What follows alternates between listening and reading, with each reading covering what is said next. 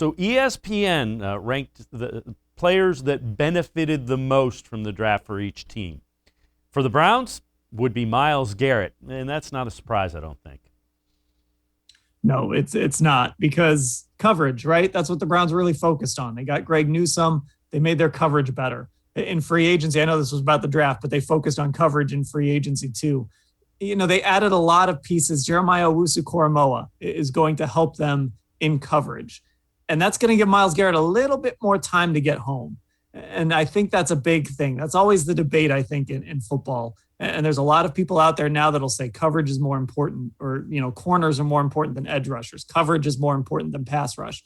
I think you could land either way on that and make a convincing case.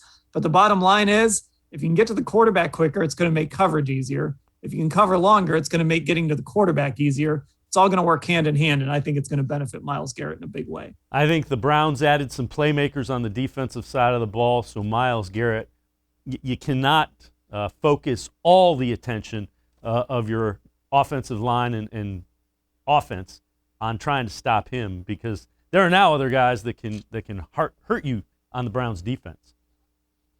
Yeah, he's either going to benefit from it or those other guys are going to benefit from it. And it's not hard to close your eyes and see him hitting a quarterback from the blind side, the ball popping up in the air, and a guy like Owusu-Koramoah grabbing it out of the air and running it to the end zone.